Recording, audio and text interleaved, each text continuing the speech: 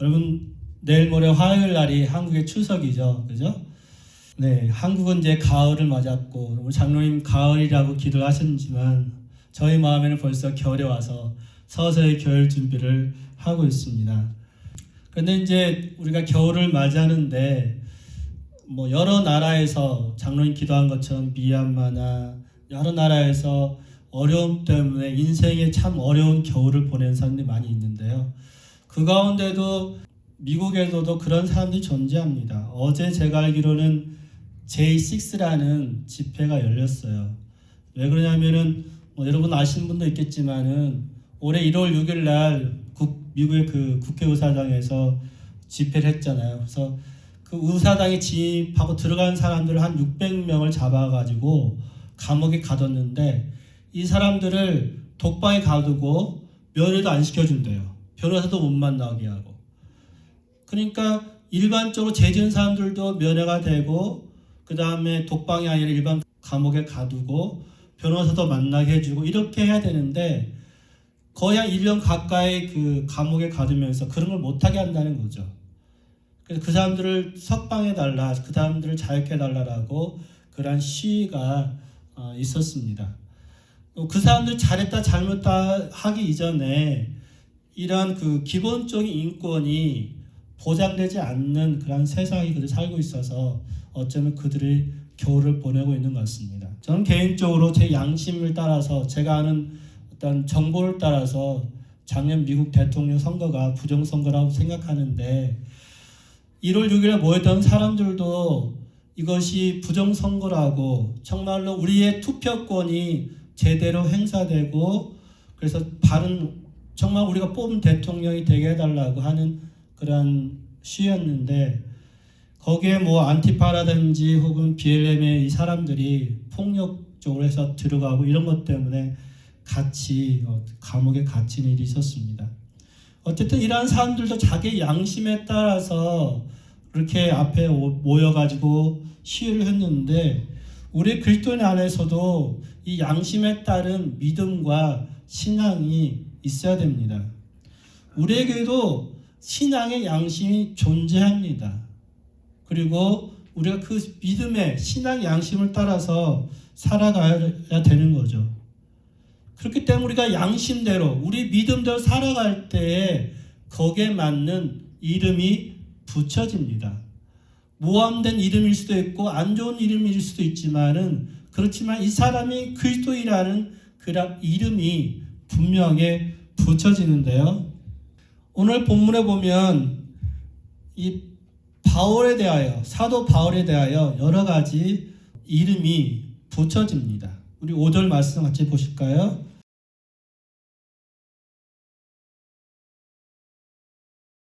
이 사도 바울에 대해서 이 사람은 전염병을 퍼뜨리는 사람, 마치 코로나 바이러스를 퍼뜨리는 사람처럼 전염병을 퍼뜨린 사람이라고 사도 바울을 단정해 버립니다. 그리고 유대인들을 선동해서 폭동을 일으키려고자 하는 사람, 그리고 나사렛 이단의 우두머리, 두목, 이렇게 사도 바울을 모함하고 그 사람에게 그러한 호칭을 주어버렸습니다.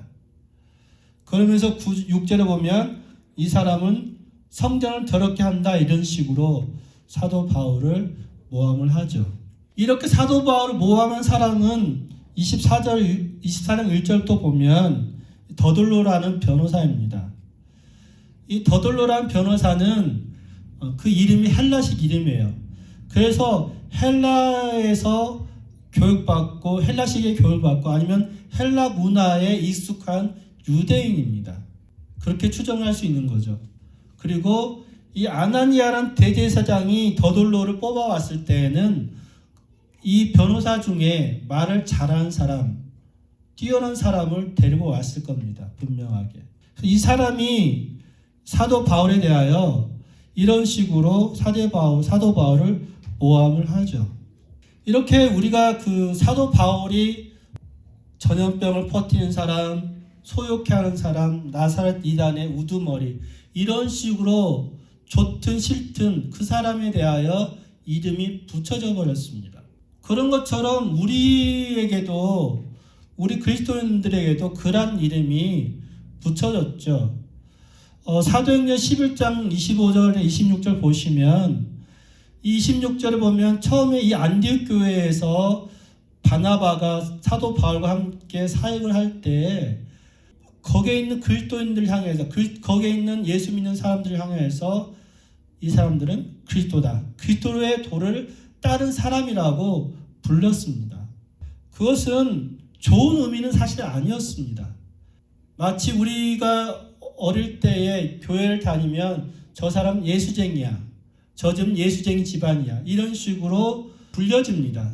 그것이 표현상 좋은 의미는 아니지만 예수를 믿는 사람이라는 분명한 그 사람의 정체성, 누군가가 분명히 드러나게 되는 거죠.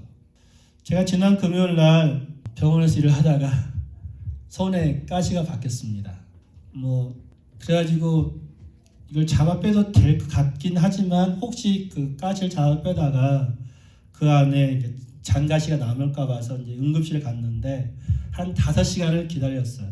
5시간 기다려가지고 가서 이 응급실 안에 들어가서 앉아 있는데도 나보다 먼저 온 사람부터 진료해주고 다른 사람 다 병실에 들어가서 있는데 저는 혼자 조그만 그 의자에 앉아가지고 기다리러 가고 마음 내심 안으로 왜 나보다 늦게 온 사람 먼저 진료해주고 나는 왜 이렇게 구석대기 앉히고 이런 짜증 같은 게 좀 났어요. 제 손가락이 한 2cm 가량에 거짓말 않고 조금 과장되면 MSG 뿌린다고 그러던데 요즘 사람들은 과장하지 않고 한 2cm 정도의 가시가 박혔습니다. 자, 요즘 기도할 때 그 예수님 십자가의 모습을 기억하면서 기도할 때 이렇게 팔을 벌리고 기도를 하거든요.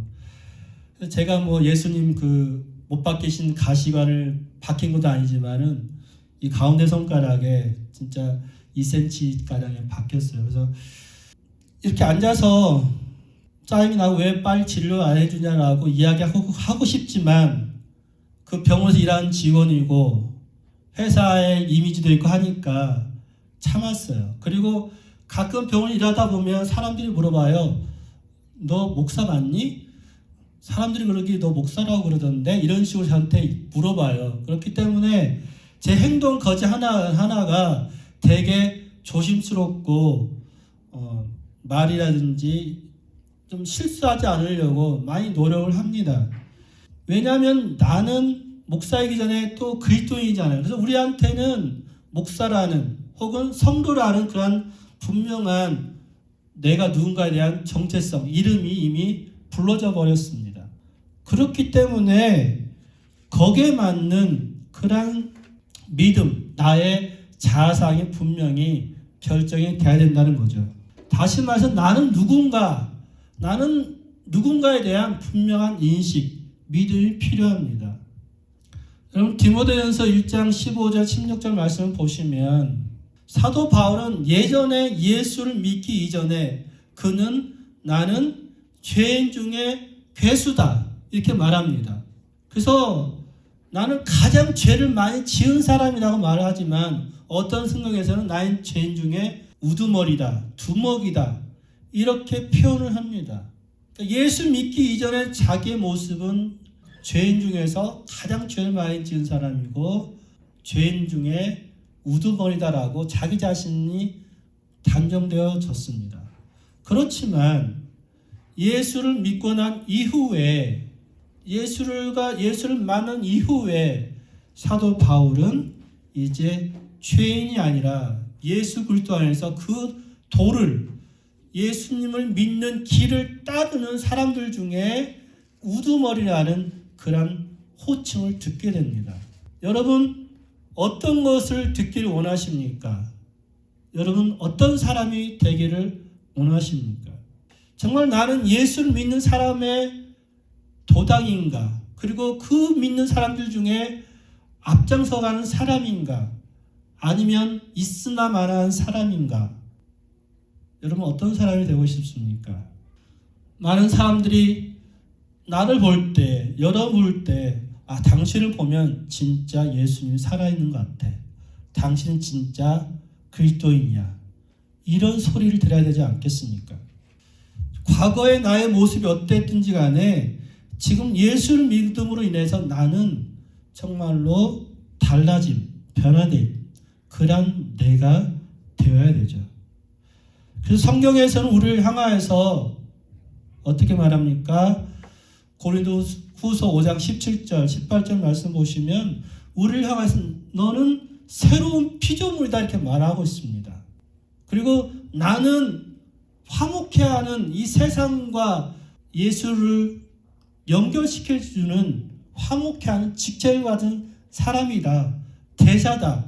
이러한 자기 자아상, 정체성을 가지셔야 되죠. 왜? 예수가 내 안에 있기 때문에 나는 세상 사람과 예수와 연결시켜주는 다리가 되었습니다. 그런 믿음이 필요합니다. 제가 언젠가도 이야기했지만은 제가 제 아내에게 뭐 여보 이렇게 부르기도 하지만 공동체 살 때 공동체 그 식구들이 자기 아내를 향해서 남편을 향해서 허니 이렇게 불러요. 이게 60대 넘은 할아버지가 할머니가 이렇게 부르는 모습 보면 왠지 나한테는 되게 느끼했어요. 그리고 이 외국 문화에 익숙하지 않기 때문에 영 거북했는데 제 아내를 향해서 허니 이렇게 하니 뭐 이렇게 부르면서 장난도 치고 제가 하니를 뭐 하니 이렇게 부르기도 하고 장난하니 이렇게 부르기도 하고 그러지만 그렇게 부를 수 있는 것은 말이 제 입의 말이 자꾸 바뀌어야 돼요. 우리의 생각이 바뀌어져야 됩니다. 다시 말해서 나는 새로운 피조물이다 라는 그 생각, 나는 과거의 그 죄지은 나의 모습에서 벗어나서 나는 새롭게 된 사람이라는 그 믿음이 생각이 내 것이 되어야 되고 입으로 나와야 됩니다. 그래서 나는 예수님의 대사다. 나는 새로운 피조물이다. 나는 세상의 빛이다. 나는 세상의 소금이다. 이러한 예수님의 말씀하신 나의 그 자아상이 새롭게 바뀌면서 내 입의 고백으로 나와야 됩니다.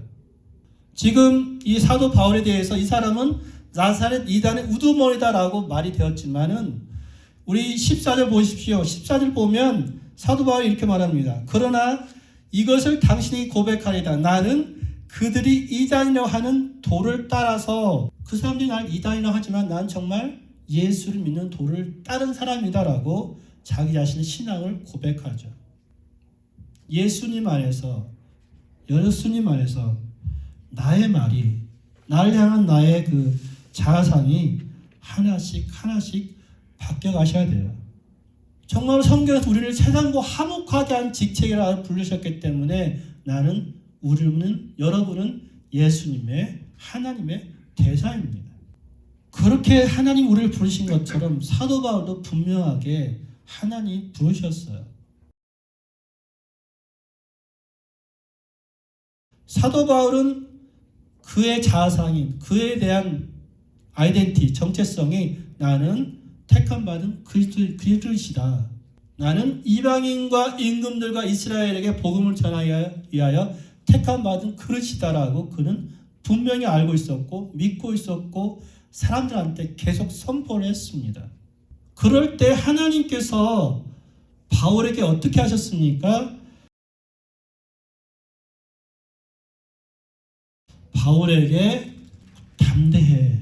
너는 이방인뿐만 아니라 이제는 지금 예루살렘에서 복음을 전하는 것처럼 로마에서까지 가서 복음을 전해야 돼. 하나님께서 담대하라고 말씀해 주세요.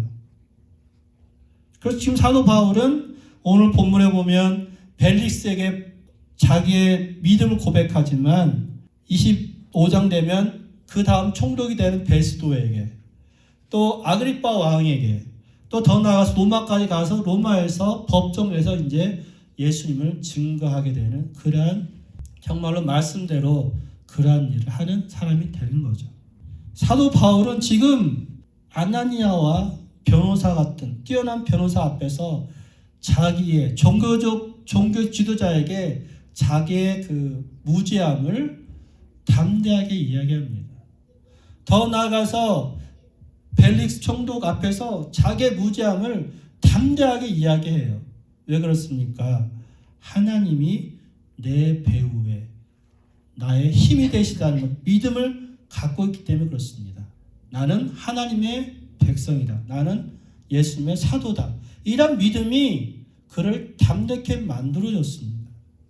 로마 시민권자의 특권이 있지만은 그 배후에 계신 하나님을 신뢰하기 때문에, 하나님의 말씀을 신뢰하기 때문에 그렇죠. 그래서 우리 로마서 말씀 같이 한번 길지만 읽겠습니다.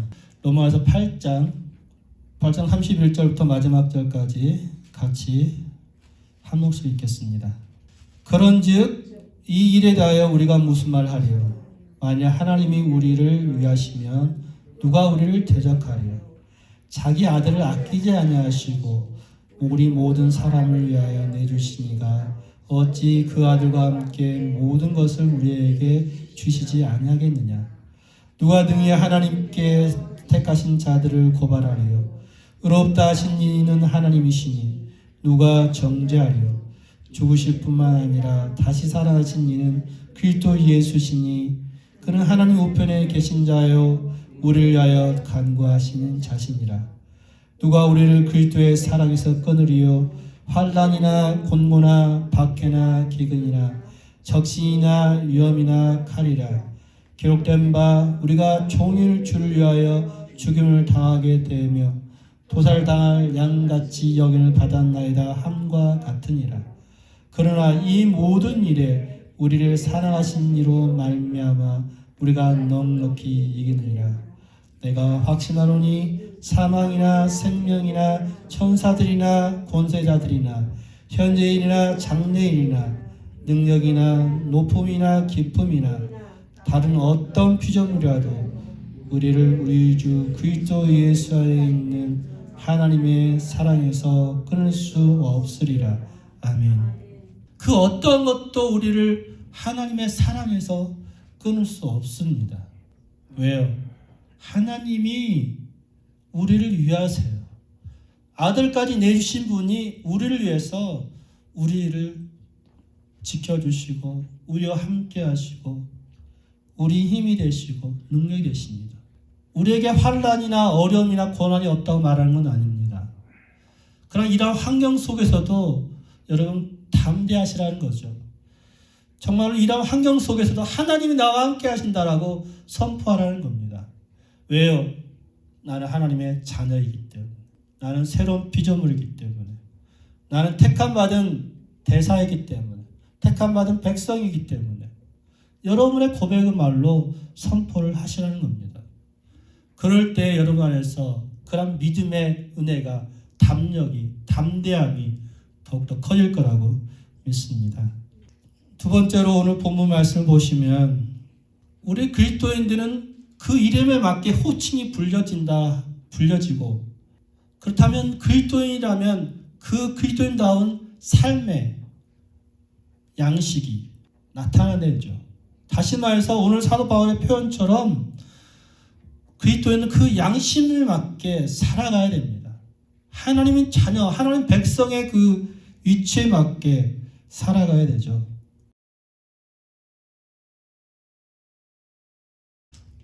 사도 바울은 나는 예수님의 예수님의 길을 따라서 하나님을 믿었다. 두 번째로 율법과 선지자들의 글에 기록된 걸 다 믿었다. 다시 말해서 성경의 말씀을 다 믿었다라고 이야기합니다. 세 번째로 사도 바울은 나도 의인과 악인의 부활을 믿는다.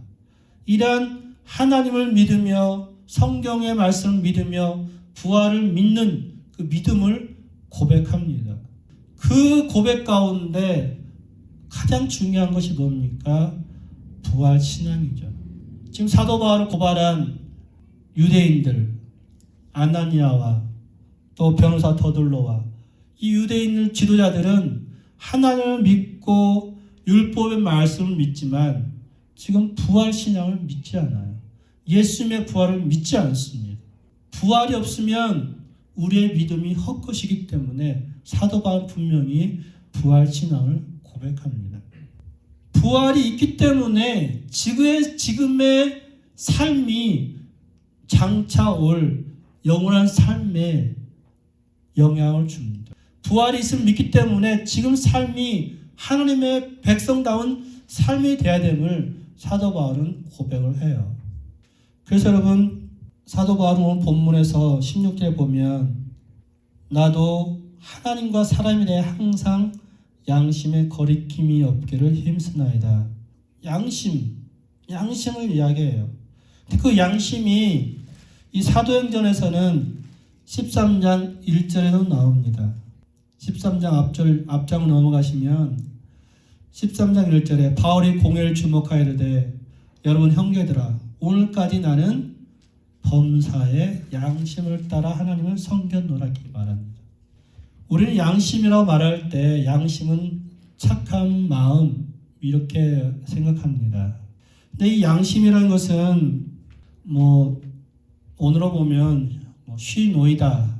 여러분한테 기억하기 쉽게 말씀드릴게요. 가끔 이제 저는 그걸 하는데 아이들 이렇게 깐난 아이들 쉬를 놔야 돼 누이잖아요, 그죠? 쉬 누이다. 쉬를 누이는 거예요. 근데 아이들 깐난 아이들 혼자 못 해요. 부모들이 안고 가서 쉬해라 이렇게 하잖아요. 그런 것처럼 이 양심이라는 것은 쉬 누이다예요. 쉬 누이다인데 헬라어로 이것 함께 보다, 함께 알다라는 말입니다. 즉 다시 말해서 주님과 함께 보고 함께 아는 거예요. 주님과 동행하면서 주님의 눈으로 보고 알고 이해하고 생각하고 주님이 내 안에 내 앞에 계심을 믿고 사는 거죠. 그래서 그 양심에 맞게 하나님의 백성 노릇을 했다라고 이야기하는 겁니다. 23장 1절에 하나님 백성 노릇을 하는 거예요. 하나님 백성답게 사는 거예요. 그래서 여러분 코람데오라는 말을 들어보신 분도 있겠지만은 하나님 앞에 사는 거죠. 오늘 말씀을 준비하면서 오늘 글을 보다가 이하대학교 교회 장윤재 목사님 그 글 가운데 김월란 박사의 말을 인용을 했더라고요. 제가 읽어드리겠습니다. 혹자는 신앙이란 모든 실생활과의 관계를 떠나 자기 혼자 어떤 신비한 경험을 하고 일요일에 예배당 가는 것만으로 알고 있다. 그렇기 때문에 고리대금이나 다른 방식으로 착취를 하다가도 주일에 양심에 아무 접촉도 없이 예배를 드린다. 그 원인은 신앙생활이 실제화되지 못하고 실생활이 신앙화되지 못한 까닭이다. 우리가 주일날 교회에 오는 것만으로 모든 것이 해결되는 게 아닙니다. 주일날 말씀이 예배가 오늘날 삶으로 이어져야 되고 그 삶 속에서 하나님을 드러내야 되고 예수님을 드러내는 것이 우리 신앙인의 삶인 거죠. 이에 반해서 이 바리새인들 이들을 향하여서 사도 바울은 23장 3절에 보면 회칠한 담이라고 이렇게 말을 합니다. 예수님은 마태복음 23장 27절에 보면 회칠한 무덤이에 이렇게 말을 해요. 제가 벽을 일을 하다 보면 이제 벽에 이제 데미지가 나고 하니까 벽을 고치는데 여기에 석고 같은 걸 발라요. 처음에 바를 때 이렇게 핑크 색깔인데 그게 하얀색으로 바뀝니다. 그런 것처럼 회칠했다는 것은 석고칠, 하얀색을 이렇게 발랐다는 거죠. 그 말은 깨끗한 것 같지만은 아닌 거예요. 그죠? 하얀색인 것 같지만은 그 속은 검은 거예요. 그 안에 진실성이 없는 거죠. 모신 척 하는 거예요. 시치미를 딱 떼는 겁니다. 회칠한 담이라는 것이. 독일 사람들은 어떤 물건을 살 때 어떻게 물어봅니까? 독일 사람들은 이 물건을 얼마나 오래 쓸 수 있습니까? 물어본대요. 일본 사람들은 이 물건이 신상품입니까? 새 것입니까? 물어본대요. 한국 사람들은 뭐라고 물어볼까요, 여러분? 이게 진짜입니까? 이렇게 물어본대요. 너무 많이 속아왔기 때문에, 진실하지 않기 때문에. 장사하는 사람들은 저 손해보고 파는 겁니다. 이런 식으로 그런 말을, 거짓말을 그냥 너무 쉽게 하는 거죠. 어떤 사람이 멍청하게 손해보고 물건을 팝니까? 아니잖아요. 손해볼 거면 차라리 안 팔고 말지. 진실성이 없다는 거죠. 이 회칠한 담, 회칠한 무덤이 그런 거죠. 그래서 사실 제가 이런 말 하기 참 부끄럽지만 기독교의 비호감인 이유에 대해서 여러 가지 이야기하면서 그 중에 하나가 기독교인들은 진실하지 않다, 진실성이 없어 보인다라고 이야기한다고 해요. 요즘 기독교인들은 토요일에 지은 죄를 일요일에 회개하고 월요일부터 또 지으려고 하는 사람들이라 이런 식으로 표현이 됩니다.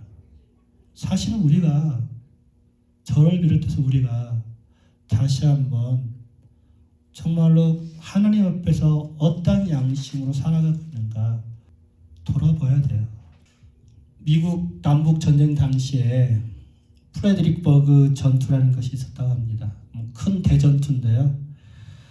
6탄전까지 벌일 정도로 싸우다가 그 싸움 현장에 부상병들을 남겨두고 후퇴하고 서로 대치 중인데, 이러한 상황에서 북군 병사 하나가 물통을 들고 남겨진 군사들에게 뛰어갔다고 합니다.